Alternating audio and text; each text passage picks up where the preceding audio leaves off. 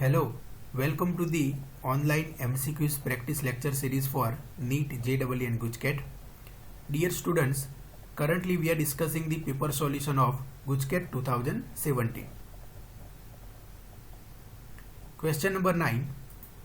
Electric field intensity at points in between and outside two thin separated parallel sheets of infinite dimension with like charges of same surface charge density are blank and blank respectively. तो बच्चों यहाँ पे हमारे पास दो parallel seat है infinite dimension की और दोनों पे लाइक चार्ज है. ये इंपॉर्टेंट चीज है. दोनों पे कैसे चार्ज है? लाइक चार्ज है. मतलब जो भी चार्ज डिस्ट्रीब्यूटेड है वो सेम है. मतलब मान लो कि दोनों सीट पे जो चार्ज है वो पॉजिटिव चार्ज है. तो हमें ये दो सीट के बीच में in between and outside of this two seats what is the electric field intensity वो हमें फाइंड करना है. तो बच्चों ये रीजन में यहाँ पे इलेक्ट्रिक फील्ड इंटेंसिटी कितनी है और यहाँ पे एंड यहाँ पे इलेक्ट्रिक फील्ड इंटेंसिटी कितनी है वो हमें फाइंड करना है. तो पहले तो बच्चों हमें ये पता होना चाहिए कि जो इनफाइनाइट डायमेंशन की सीट होती है उसकी वजह से इलेक्ट्रिक फील्ड इंटेंसिटी कितनी होती है. तो बच्चों इनफाइनाइट डायमेंशन की जो सीट होती है उसकी वजह से जो इलेक्ट्रिक फील्ड इंटेंसिटी है उसका इक्वेशन है E is equal to sigma divided by 2 epsilon naught. Okay, what is sigma? Surface charge density. What is sigma? Surface charge density. मतलब कोई भी इनफाइनाइट डायमेंशन की सीट है उसकी वजह से जो इलेक्ट्रिक फील्ड इंटेंसिटी होती है कोई भी पॉइंट पे उसका इक्वेशन क्या है? E is equal to sigma over 2 epsilon naught. मतलब बच्चों ये सीट 1 की वजह से जो इलेक्ट्रिक फील्ड होगी और सीट 2 की वजह से जो इलेक्ट्रिक फील्ड होगी दोनों का फॉर्मूला सेम रहेगा बिकॉज दोनों की सरफेस चार्ज डेंसिटी सेम है. That is sigma over 2 epsilon not. What is epsilon not? What is epsilon not? Permittivity of free space. तो बच्चों अगर मैं सीट 1 की वजह से जो इलेक्ट्रिक फील्ड इंटेंसिटी मिल रही है उसको मैं E1 बोल दूं और सीट 2 की वजह से जो इलेक्ट्रिक फील्ड इंटेंसिटी मिलती है उसको हम E2 बोल दें तो E1 is equal to E2 is equal to क्या लिख सकते हैं? Sigma over 2 epsilon naught. अब बच्चों ये पॉजिटिव चार्ज है. यहाँ पे सीट पे कौन सा चार्ज है? पॉजिटिव. और पॉजिटिव चार्ज की वजह से इलेक्ट्रिक फील्ड की डायरेक्शन कौन सी होगी? आउटसाइड. मतलब चार्ज से आउटसाइड. मतलब ये देख सकते हो आप कि ये सीट की वजह से इलेक्ट्रिक फील्ड की डायरेक्शन कहाँ पे होगी? Outside of the seat. मतलब इस साइड होगी और इस साइड होगी. सिमिलरली इसकी वजह से जो इलेक्ट्रिक फील्ड होगी सीट 2 की वजह से वो भी आउटसाइड होगी बिकॉज पॉजिटिव चार्ज है. तो उसकी वजह से भी इलेक्ट्रिक फील्ड की डायरेक्शन कौन सी होगी? आउटसाइड. अब बच्चों अगर मैं यहाँ पे चेक करें इन बिटवीन तो आप देख सकते हो कि नेट इलेक्ट्रिक फील्ड कितनी मिलेगी. So net electric field is equal to E is equal to E1 plus E2. Net electric field कितनी होगी? E is equal to E1 plus E2. But E1 and E2 की direction opposite है. सो net electric field क्या हो जाएगी बच्चों? E1 minus E2 that is 0. So electric field intensity between the plates is equal to 0. क्यों 0 है बच्चों? Because यहाँ पे टोटल इलेक्ट्रिक फील्ड कितनी हो सकती है? E1 एंड E2 का सम. लेकिन यहाँ पे दोनों की डायरेक्शन ऑपोजिट है. मतलब दोनों एक दूसरे को क्या करेंगे? कैंसल करेंगे. और दोनों का मैग्नीट्यूड सेम है तो दोनों एक दूसरे को कैंसिल करेंगे. सो net electric field will B 0 in between the plates. Okay. अब अगर मैं आउटसाइड की बात करूं, अगर सपोज मान लो कि ये पॉइंट पे मुझे इलेक्ट्रिक फील्ड फाइंड करनी है आउटसाइड द सीट. तो बच्चों यहाँ पे आप देख सकते हो कि सीट 1 की वजह से इलेक्ट्रिक फील्ड की डायरेक्शन एंड सीट 2 की वजह से इलेक्ट्रिक फील्ड की डायरेक्शन दोनों सेम है. ओके. तो ये दोनों एक दूसरे को क्या करेंगे? सपोर्ट करेंगे. मतलब दोनों का क्या होगा बच्चों? एडिशन होगा. सिमिलरली यहाँ पे चेक करो इस पॉइंट पे भी इस एरिया में भी electric field E1 and E2 की डायरेक्शन सेम है. तो डायरेक्शन सेम है, मैग्नीट्यूड सेम है तो दोनों का क्या होगा बच्चों? सम हो जाएगा. So outside this plate the net electric field will be sum of the electric field due to the sheet 1 and sheet 2 that is E1 plus E2. यहाँ पे E1 कितना है बच्चों? Sigma over 2 epsilon not. E2 कितना है? Sigma over 2 epsilon not. तो total क्या हो जाएगा? Sigma over epsilon not. तो बच्चों इन बिटवीन प्लेट दोनों एक दूसरे को कैंसिल करे because of the opposite direction and outside the plate outside the seat, ये एक दूसरे को क्या करे बच्चों, ऐड कर रहे हैं एक दूसरे को, बिकॉज सेम डायरेक्शन में। तो आंसर क्या मिलेगा हमें, तो in between plate that is 0 and outside the plate that is sigma over epsilon naught. So correct answer is B, right, okay.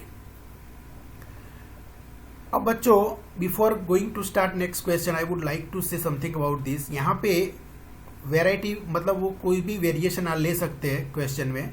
यहाँ पे मतलब ऑपोजिट चार्ज भी बोल सकते हैं, मतलब एक सीट पे पॉजिटिव चार्ज हो सकता है, दूसरी सीट पे नेगेटिव चार्ज भी हो सकता है। तो मतलब इसके हिसाब से आपको डायरेक्शन चेक करनी है। अगर पॉजिटिव चार्ज है तो डायरेक्शन आउटसाइड होगी एंड नेगेटिव चार्ज है तो डायरेक्शन इनसाइड होगी, इनवर्ड, ओके। तो इसके हिसाब से आपको मतलब फाइंड करना है कि इलेक्ट्रिक फील्ड इंटेंसिटी कैंसल होगी या ऐड होगी। Now next question, question number 10, arrangement of charge are shown in figure.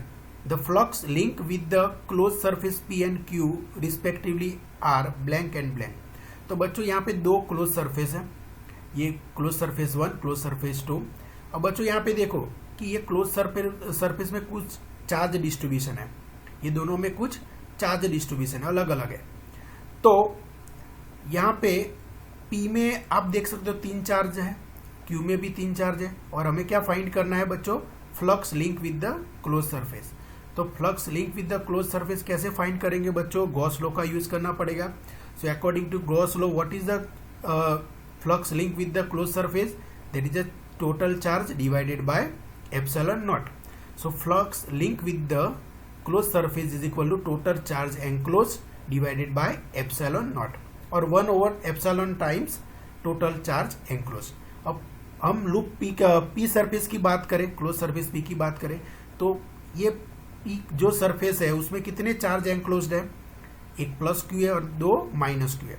तो यहाँ पे हमें क्या यूज करना पड़ेगा, इलेक्ट्रिक चार्ज का एडिशन की प्रॉपर्टी यूज करनी पड़ेगी, okay. That is the net charge enclose in P is equal two plus Q plus minus Q plus minus Q, okay. तो ये क्या हो जाएगा बच्चों, ये Q और माइनस Q एक दूसरे को कैंसिल करेंगे तो बचेगा क्या, minus Q। So the total charge enclose in first loop is minus Q, okay. ये नहीं आएगा बच्चों क्योंकि ये आउटसाइड द लूप है, आउटसाइड ऑफ द सरफेस है, सरफेस के बाहर है। तो P सरफेस पे total charge enclose is equal to minus Q। अब गॉस लॉ का यूज करेंगे हम, तो what is flux, flux φ1 is equal to minus Q over epsilon not, that is charge over epsilon naught. अब second close surface की बात करें तो सेकंड क्लोज सरफेस Q में अगर टोटल चार्ज हम फाइंड करें तो टोटल नेट चार्ज क्या हो जाएगा बच्चों, सबका एडिशन, ओके। तो सबका एडिशन करो तो क्या हो जाएगा, algebraic sum, that is algebraic sum, that is Q2 is equal two plus Q and minus Q। ये plus Q minus Q cancel हो जाएंगे, सो तो net charge will be plus Q। तो what is the flux link with the close surface Q, that is the total charge enclose divided by epsilon not. Total charge कितना है, plus Q, तो plus Q divided by epsilon naught. So φ1 is equal to minus Q over epsilon naught and φ2 is equal to Q over epsilon naught. So correct answer is option C. Now next question number 11, the dimensional formula of capacitance is blank, take Q as the dimensional formula of the charge. तो बच्चों हमें पता है कि what is capacitance, capacitance is equal to Q divided by V, okay, because we know Q is equal to CV। हमें पता है कि Q is equal to CV, okay. तो यहाँ पे अगर मैं C को सब्जेक्ट बनाऊं तो ये क्या हो जाएगा, C is equal to Q divided by V, okay. Q को हमें as it is dimensional formula of the charge लेना है, ओके। अब V की जगह पे हम क्या लिख सकते हैं बच्चों, V की जगह पे हम क्या लिख सकते हैं, W बाय Q लिख सकते हैं, because we know what is work done is equal to W is equal to QV। तो Q क्या लिख सकते हैं, V इज इक्वल टू क्या लिख सकते हैं, W डिवाइडेड बाय Q। तो V की जगह पे अगर मैं W डिवाइडेड बाय Q लिख दूं तो ये क्या बन जाएगा, V की जगह पे W डिवाइडेड बाय Q लिखेंगे तो C क्या हो जाएगा, C is equal to Q square divided by W। तो कैपेसिटेंस का फॉर्मूला क्या मिला, Q square divided by W। W is the work done, W is the work done, okay. तो Q स्क्वायर को एज इट इज रखना है, we have to take the Q as the dimensional formula of the charge. तो Q square as it is रहेगा। अब work done का formula क्या होगा बच्चों, डायमेंशनल फॉर्मूला, तो वर्क डन का डायमेंशनल फॉर्मूला होगा m l⁻², t⁻²। तो अगर मैं इसको ऊपर ले जाए तो m-1 l-2 t⁻² q²। इसका डायमेंशनल फॉर्मूला मैं अभी एक्सप्लेन करने की जरूरत नहीं। आई होप कि आपको पता होगा कि what is the dimensional formula of the work done. Okay, that is m l⁻² t⁻²। अगर आपको नहीं पता है तो मैं आपको हिंट दे देता हूँ कि work done is equal to force multiply by distance. Okay, और फोर्स का डायमेंशनल फॉर्मूला किससे मिलेगा? F is equal to ma से। तो इस तरह से आप वर्क डन का डायमेंशनल फॉर्मूला आपको मिल जाएगा m l⁻² t⁻²। तो फाइनल हमें क्या मिला? m-1 l-2 t⁻² q²। Okay, तो कौन सा ऑप्शन सही है बच्चों? m-1 l-2 t⁻² q²। So option D is the correct answer. Now next question, very IMP and very important, बहुत ही अच्छा क्वेश्चन है। Question number 12, a uniform electric field is prevailing in x direction in certain reason.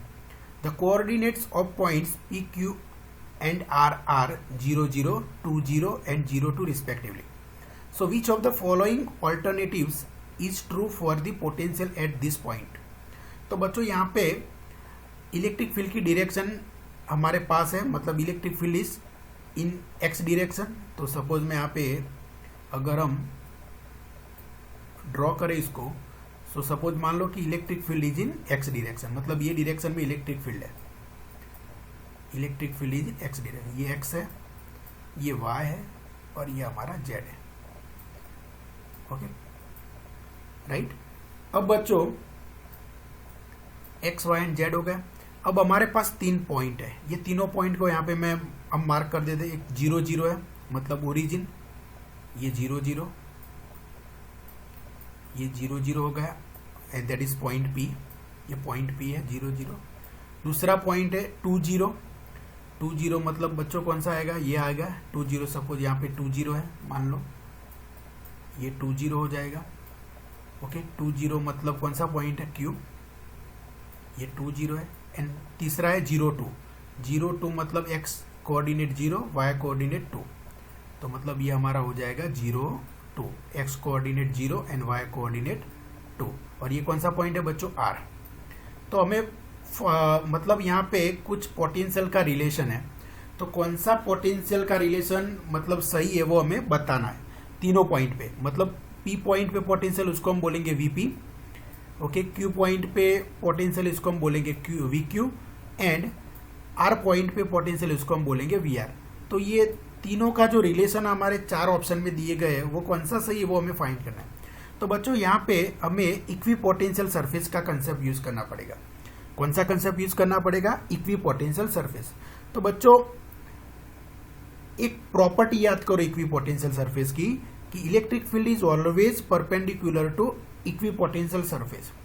हमें पता है कि electric field जो होती है वो इक्वी पोटेंशियल सरफेस पे परपेंडिकुलर होती है। तो मतलब ये इलेक्ट्रिक फील्ड x डायरेक्शन में, तो मतलब इक्वी पोटेंशियल सरफेस कौन सी डायरेक्शन में होगा बच्चों? कौन से कहां पे होगा? It will be plane parallel to y axis. Okay, तो plane parallel to y axis जो होगा वो आपका क्या हो जाएगा? Equipotential surface. मतलब ये प्लेन जो होगा parallel to y axis, that will be our equipotential surface. तो बच्चों यहाँ पे देखो हमारा point P and point R वो कहाँ पे है? ये प्लेन में है। Point P and point R that is lying on the plane parallel to y axis.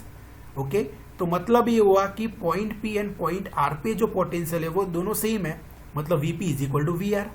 तो ये क्या रिलेशन मिल गया हमें? VP is equal to VR।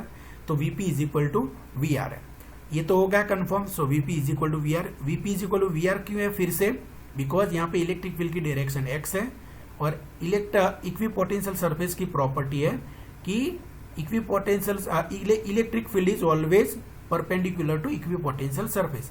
मतलब इलेक्ट्रिक फील्ड x डायरेक्शन में है तो हमारा इक्वी पोटेंशियल सरफेस कहाँ पे होगा बच्चों? y प्लेन में होगा। कहाँ पे होगा? y प्लेन में। तो ये हमारा y प्लेन के पैरेलल जो प्लेन है वो हमारा इक्वी पोटेंशियल सरफेस है। और y प्लेन में कौन से 2 पॉइंट है? P point and R point. मतलब दोनों इक्वी पोटेंशियल सरफेस है, मतलब दोनों का पोटेंशियल सेम है, that is VP is equal to VR। Okay, तो एक रिलेशन मिल गया VP एंड VR का, that is VP is equal to VR। अब बच्चों हम वीपी एंड वीक्यू का रिलेशन फाइंड करते हैं, वीपी एंड वीक्यू का। तो बच्चों याद रखो कि यहाँ पे पॉइंट पी जो है, ओके, वो पॉइंट पी जो है वो ओरिजिन से नजदीक है और पॉइंट क्यू जो है वो ओरिजिन से दूर है। ओके, पॉइंट पी ओरिजिन पे है और पॉइंट क्यू वो ओरिजिन से दूर है। ओके, तो पी पॉइंट का पोटेंशियल क्यू पॉइंट के पोटेंशियल से ज्यादा होगा, पी पॉइंट का पोटेंशियल क्यू पॉइंट के पोटेंशियल से ज्यादा होगा, बिकॉज पोटेंशियल किस पे डिपेंड करता है, डिस्टेंस पे। तो यहाँ पे पी नजदीक है, ओरिजिन पे है, ओके, एंड क्यू ओरिजिन से दूर है। ओके, तो पी पॉइंट पे जो पोटेंशियल होगा वो क्यू पॉइंट के पोटेंशियल से ज्यादा होगा। तो हमारा पी एंड क्यू का क्या रिलेशन मिलेगा, VP greater than VQ. So what is the correct option, option number B, that is VP greater than VQ and VP is equal to VR. Okay, now next question, question number 13, an electric dipole of dipole moment P is placed parallel to the uniform electric field of intensity E. On rotating it through 180 degree, the amount of work done is blank. तो बच्चों यहाँ पे electric dipole पे कितना work done होगा uniform external field में, वो हमें फाइंड करना है। कि एक डायपोल है हमारे पास और डायपोल की डायपोल मोमेंट P है और उसको हमने कहाँ पे रखा है, यूनिफॉर्म इलेक्ट्रिक फील्ड में रखा है। तो यूनिफॉर्म इलेक्ट्रिक फील्ड में रखा है, तो अगर मैं उसको 180 डिग्री से रोटेट करूंगा तो उस पर कितना वर्क डन होगा वो हमें फाइंड करना है। तो बच्चों याद रखो वर्क डन का formula in external electric field, that is work done by external agent in rotating the dipole, that is W is equal to PE cos θ1 minus cos θ2। W is equal to PE cos θ1 minus cos θ2। अब बच्चों initial angle हम मान ले कि θ1 is equal to 0, initially वो 0 पे है और उसको कितना रोटेट करवाना है, 180 degree. So θ2 is equal to कितना हो जाएगा, 180 डिग्री। सो इनिशियल एंगल कितना है बच्चों, मान लेते हैं 0 डिग्री है और उसको हम कितने एंगल से रोटेट करवा रहा है, 180 डिग्री। तो θ2 कितना हो जाएगा, 180 डिग्री। ओके, तो इसमें कितना वर्क डन होगा वो हमें फाइंड करना है, इतना रोटेट करवाने में। तो बच्चों वर्क डन का फॉर्मूला क्या है, work done is equal to PE cos θ1 minus cos θ2। अब θ1 इज इक्वल टू 0 है तो यहाँ पे 0 लिख दो, θ2 की जगह पे 180 डिग्री। तो बच्चों हमें बताओ कि what is cos 0, cos 0 is equal to 1 and what is cos 180 degree, what is cos 180 degree. So cos 180 degree is equal to -1, cos 180 degree is equal to -1। तो ये माइनस माइनस प्लस हो जाएगा, ये प्लस 1 है, ये भी 1 है, तो ये 2 हो जाएगा। तो आंसर क्या मिलेगा, twice PE, twice PE। So work done is equal to twice PE। Clear हो गया बच्चों। तो आई होप कि बच्चों आज जितने भी हमने क्वेश्चन गुजकेट 2017 के डिस्कस किए वो आपको समझ में आ गया होगा। Let's stop here, we will discuss other question of GUJCET 2017 in our next video lecture. Thank you very much.